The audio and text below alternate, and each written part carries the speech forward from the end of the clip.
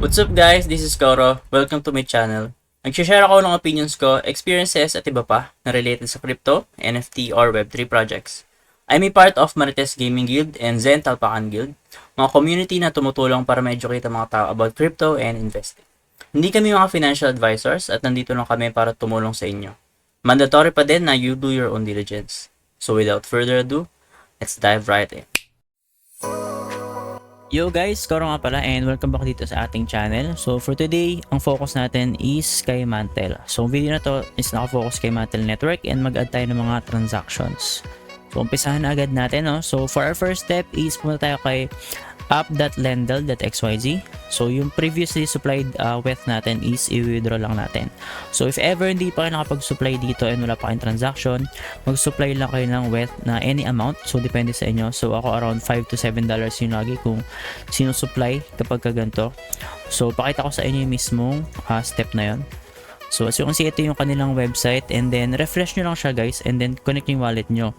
If ever hindi lumalabas yung sinupply nyo last time, so hintayin nyo lang siya mag-load. So medyo mabagal kasi siya. So as you can see, ito yung sinupply ko dati which is 0.0004 worth. So around $7.27 siya. No? So withdraw ko lang siya. And then max. Tapos syempre may babayaran ka ditong gas fee. So ang gas fee nga para dito kay Mantel is MNT token. So, babayaran natin yung MNT token. Kasi yan, close, okay na daw. So, yung transaction is, hintayin natin mag-confirm. So, sabi nag-confirm na daw siya, no? So, try natin refresh to para makita natin kung naalis na yung mismong supply natin. So, as you can see, ayan, wala na yung mismong supply natin last time.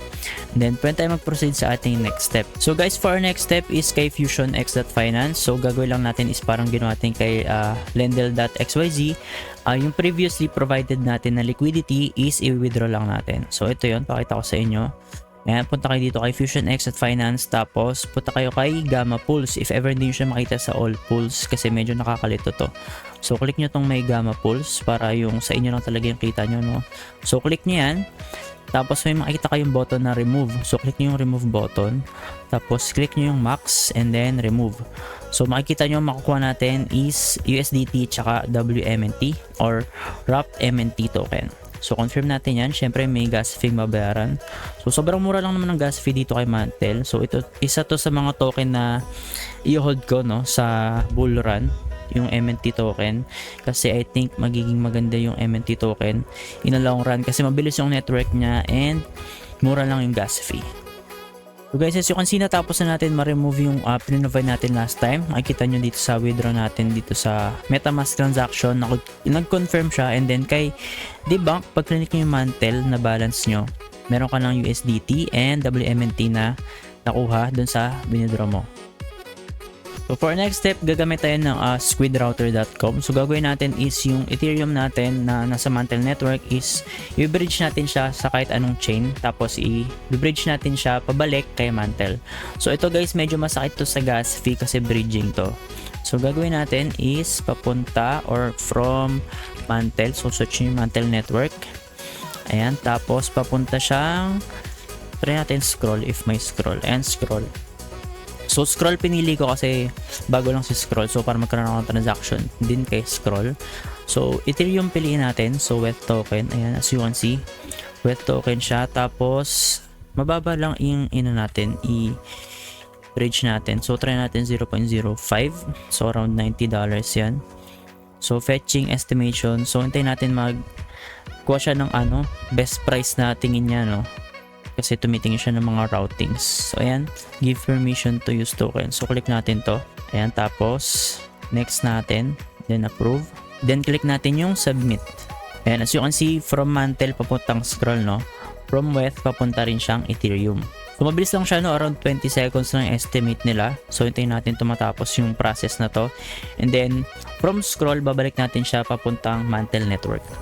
And guys, as you can see, nag-complete na yung bridging natin. So click natin yung done. Tapos after nyan, itong arrow na to, click nyo lang to para bumalik siya or magbaliktad siya. So from scroll, pabalik naman tayo sa Mantel network. So switch network tayo kasi yung gagamitin natin is si scroll. Papunta kay Mantel. So yan, switch natin to. Tapos click natin yung submit button. So, syempre may gas fee ka mabayaran kay Scroll, kaya dapat meron ka ring gas fee kay Scroll Network or kahit anong network yung trinain yung i-bridge, no? As you can see dito sa steps natin, nilagay ko naman is AnyChain. So, kailangan mo ng gas fee kay Mantel, tsaka doon sa kahit anong chain na pabibridgean mo kasi pabalik, i-bridge mo siya papunta kay Mantel. And guys, as you can see, complete na and nakabalik na yung mismong wet token natin dito kay Mantel Network. So, pwede tayong bumalik kay Mantel. So, click natin itong MetaMask and then search lang natin Mantel Network. Mantel. Ayan, Mantel. And then, after nyan guys, pwede tayo mag-proceed sa ating next step. So, tick ko na to kasi tapos na natin. So, next step natin is kay TimeSwap. So, gagawin natin is magpo-provide tayo ng liquidity. So, pakita ko sa inyo, no? So, ito si TimeSwap. Ayan. So, once you connect mo na yung wallet mo, tapos dapat dito Mantel Network, yung network mo. And then, nilagay ko dito step yung pinili ko. So, ang pipiliin ko is USDT and WMNT. USDT. So, hanapin natin yan. USDT, WMNT. Ito siya guys, USDT and WMNT. So, add liquidity. So, click natin tong plus sign. So, syempre guys, tandaan nyo, dapat nandito kayo sa Mantel Network. So, para ma-sure kayo, imbis na all chains, click nyo itong Mantel Network. Tapos yun nga, ang pipiliin ko is USDT and WMNT. Ayan, USDT, WMNT. So, kasi yun yung pinrovide ko dati. So, yun din yung winidraw ko doon sa nauna ng steps natin. So, meron na akong USDT tsaka WMNT. So, hindi na ako mag-i-swap. And then, ang ipoprovide ko lang is around 5 USDT. So, ayan, meron akong balance. As you can see, ito yung winidraw natin kanina. So, approve natin to. And then, after natin approve, syempre, add tayo ng liquidity. And guys, as you can see, tapos na tayo mag-add ng liquidity. And if gusto nyo siya check, ayan, nandito siya, no? Your liquidity positions matures in 20 days. So, ako, hindi ko pa ito ma-withdraw kasi nga, around 20 days pa siya magmamature. And if ever magkaroon kasi ng airdrop, baka maging ano to si TimeSwap. So, kunyari, si TimeSwap, meron siyang airdrop. Baka maging criteria niya to. So, mas maganda hayaan nyo siya mag-mature. So, yung value naman is hindi masyadong mahalaga. Pero as much as possible, kung kaya nyo around $10 pataas, no? Ako kasi medyo mababa lang kasi limited yung budget natin. So, gusto ko lang magkaroon ng transactions. So, after nyan, proceed tayo sa ating next step. So, next natin is kay mantel.izumi.finance. So, gagawin natin, mag-swap tayo ng token worth $10 or more. So, kahit anong token to. So, bakit $10 or more ba to? And then, ito rin. So, connected tong dalawang transactions natin to, no? Or dalawang steps. Sa susunod nating step is $15 or more na liquidity. So, kasi merong Galaxy campaign ngayon dito kay Izumi.finance. So, para matapos mo tong campaign na to, is kailangan magawa mo tong dalawa na to. So, sinama ko tong steps na to para magawa natin yung Galaxy campaign. So, pakita ko siya sa inyo. So, umpisahan natin dito kay Izumi Finance. Mag-swap tayo ng token worth $10 or more. So, connect. So, click natin to. Ayan, nakakonect naman siya guys. So, refresh ko lang siya. And then, from Wrap Ethereum siguro. Kasi meron akong WMNT. WETH. Ayan, WETH. Ayan, 014. Papuntang MNT. So, siguro around mga $20. 20 MNT token. So, medyo ano siya, no? Mabagal. So, hindi abot. So, dapat ano siya? $10 or more. So, try natin doblehin. Okay, gawin na natin 50. Para sure. Swap back na lang natin yung mga to sobra. Kasi guys, bibili rin ako mamaya ng Citizen na Mantel na NFT. So, pakita ko sa inyo mamaya. So, gagawin natin guys. So, medyo mabagal tong Izumi.finance na website. Kaya, hindi niya agad nababasa yung mga ayan. Nabasa na pala niya. So, approve natin yung width. Ayan. Tapos, click natin yung next. Then, approve. Ayan. Tapos, swap natin siya. So, ito, wet token 0.01065 papuntang MNT token which is 50 MNT. So, dapat guys, $10 or more So, $10 or more naman to kasi $19.37 yung value ng in-swap natin. So, yan, after ma-swap, so meron tayong MNT tokens, check natin. And nadagdagan yung MNT token natin ng 50. So, after nyan, proceed tayo sa ating next step which is magpo-provide tayo ng liquidity na value is $15. So, dito, refresh lang ulit natin to. And add tayo ng liquidity. So, I think isa lang namin pagpipilian which is ito. Ang kailangan is USDT width. So, add. Pero, guys, kasi kailangan mo ng MNT or anong so try natin, no? So wala pa tayong balance pala, no? So gagawin natin, kailangan natin ng USDT tsaka WETH token. So WETH token meron na tayo niyan. Yun yung balance natin na Ethereum or wrap Ethereum. So kailangan natin USDC. I mean USDT. So equivalent dapat to. Kung ilan to, kunyari $5 to, $5 din yung WETH token na kailangan mo i-provide. Or hindi naman siya sobrang sakto. So yun 3.81. Basta guys, pair siya lagi kapag nagpo-provide ka ng mga gantong liquidity. So mag-swap muna tayo. Try natin dito sa Izumi Finance ulit. So WETH papuntang USDT. So swap tayo ng around siguro ano lang 5 or 4 lang. So 5 na lang. Ay hindi, kailangan pala no guys, $15 yung worth ng ipaprovide natin. So siguro gawin natin 10. Ayan, $10 worth ng USDT yung provide natin. May pair siya na WETH. Pakita ko na lang sa inyo. So swap natin to. So dapat meron muna tayong USDT na hawak sa ating wallet. So hintayin natin matapos yung transaction. Tapos ayan, as you can see, tapos na meron tayong USDT. So refresh natin, pero hindi na pala ata kailangan kasi na read na niya yung balance natin, as you can see. Click nyo tong max. And as you can see, magpo-provide ka ng USDT. Bukod doon is magpo-provide ka rin ng WETH token. So ayan, click ko lang yung add. So mapaprovide natin in total is 10 plus 7. So 7.6 pala plus 10. So around mga 18, ano yan, 17 to 18 US dollars yung total. So pasok naman siya dun sa ano natin. Ayan, add na yung liquidity. So dapat meron tayong position dito. So refresh natin, baka makita natin yung mismong position natin. Check natin. And as you can see, meron na, no, 17.92 yung na provide natin na total liquidity, and then pwede natin siyang remove anytime. And as you can see, tapos na tayo sa ating step na to.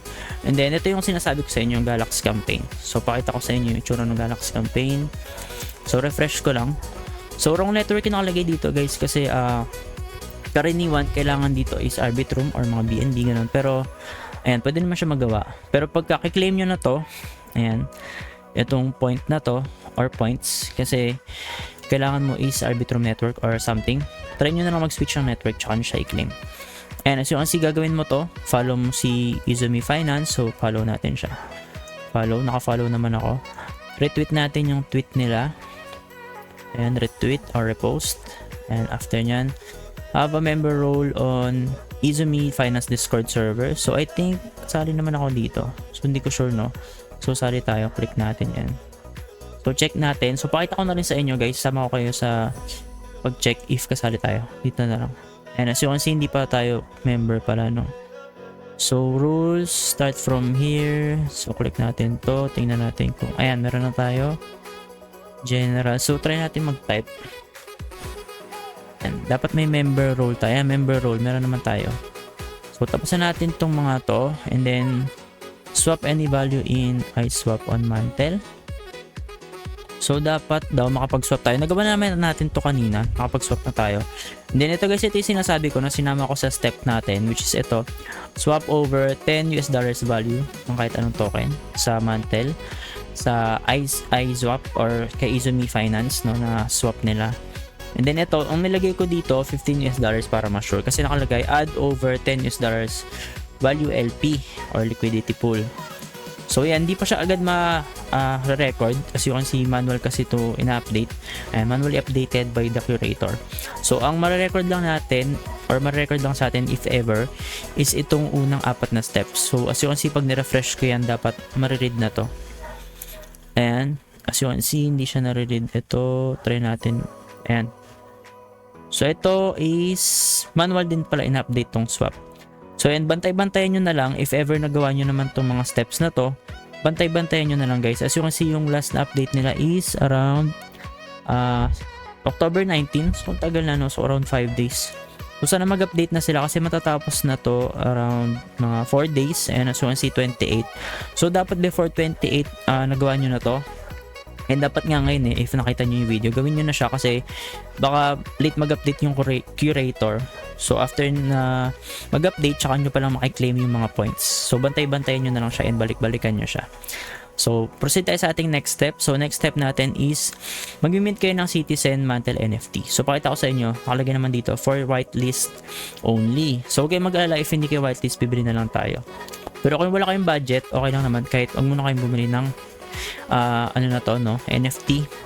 So para sa akin kasi kaya ako mag-mint or bibili nito kasi ito yung official NFT or first official NFT ni Mantle, no? And then as you can see dito sa kanilang main website to, pwede ka mag-mint pero unfortunately hindi ako kasama sa whitelist. So kaya bibili na tayo sa kanilang marketplace. So sira itong button na to, hindi ko alam ba't di nila na-fix. So pag click mo yan, 404 yan. Ayan, 404 not found, lalabas dyan. Ayan, occurred or error occurred. Tapos, ang gagawin mo na lang is punta ka dito sa link na ipoprovide ko. So, shoutout kay Roms kasi siya nag-provide ng link na to. As you can see dito to kay Mintel.app. So, ito yung mismo mga Citizen NFT ni Mantle. So, pwede ka mamili low to high, high to low, or kung anong trip mong itsura. So, ang pambili nga pala dito guys is Mantle token. So, meron naman tayo MNT. So, mababa lang naman. Around 16 MNT token. So, mura lang yun. So, less than $8 siya, I think. So, refresh natin. Check natin kung ano yung mga mabababang price. Pero maganda-ganda yung itsura. So, guys, ang pipiliin ko lang naman dito is yung mababang value. Pero check natin guys, itsura ng high value, no? Tignan natin kung ano itsura. So, yung iba, ang mahal. Pero parang simple lang maitsura. Ito guys, ito maganda kasi mukhang rare yung suot niya. Ayan, mga rare yung suot ng iba. Ito mukhang rare din. Pero nga, sabihin ko sa inyo na bibiling ko lang is yung low value kasi gusto ko lang naman talaga magkaroon ng NFT dito kay Mantle. So, hanap tayo guys. Tapos, pakita ko sa inyo kung ano yung nabili ko. So guys, chinek ko yung filter nila dito. So yun, parang halos equal pala to. So walang masyadong rare. So parang equal lang siya. Ang pinagka-rare lang nila is itong glove. So hand, as you can see, 981 NFTs lang yung may yellow glove. And then the rest is parang halos pare-pareho na. Yung mechanic hand, sobrang madami yan. So 11k yung meron yan.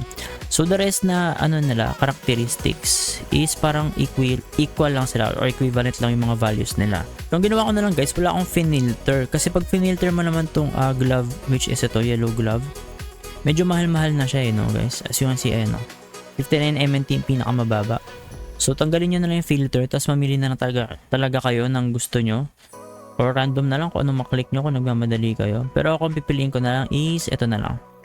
So 7079. So buy now, sign in wallet. So MetaMask. Kung di pa pala ako nakakonect. Ayan, connect natin yung wallet natin. Tapos bibili natin yung NFT na to. And as you can see, kailangan nating magbayad ng transaction fee syempre. And then syempre yung price niya 17 MNT.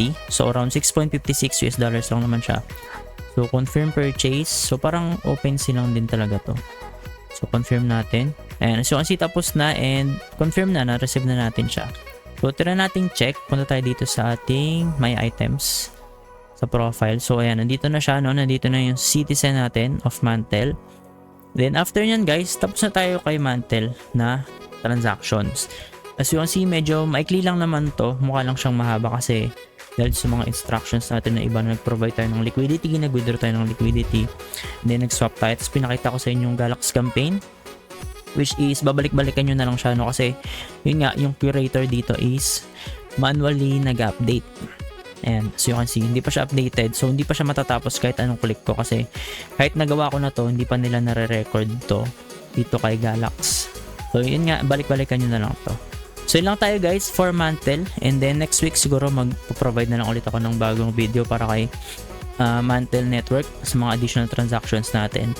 So bago ko pala to end, so try nating check natin yung ano natin, MJ Miles or Miles Journey pala, sorry. So check natin kung ilan na siya. So last time is 3.3k ata. Ayan, 3.3k pa rin siya kasi yung mga gantong ano ni Mantle, hindi agad siya nag-update. Siguro around mga 1 day pa siya, no? Tapos ayun nga, hindi ko naman alam kung gaano kahalaga to kasi parang iba dito sobrang lakas mag-farm nung Miles Journey nila. So iba dito is around sa mga 10k na siguro. Pero ako kasi hindi ko na masyadong ginagrind na to, basta may transaction na lang ako. I think decent naman na yung 3.3k. So pag mabot ako ng 4k, 5k. So pag mabot ako ng around 4k, 5k miles, medyo okay na ako doon. And then yun nga, more on transactions na lang ako weekly. So yun lang guys for Mantel, and sana nagustuhan nyo yung mga ganitong video. If ever nagustuhan nyo, syempre mag-leave kayo ng comment, mag-like kayo, mag-subscribe kayo, and then good luck sa mga airdrop hunting. And if ever may questions kayo and suggestions, mag-comment lang kayo sa ating comment section. Yun lang guys, bye and good luck sa airdrop hunting.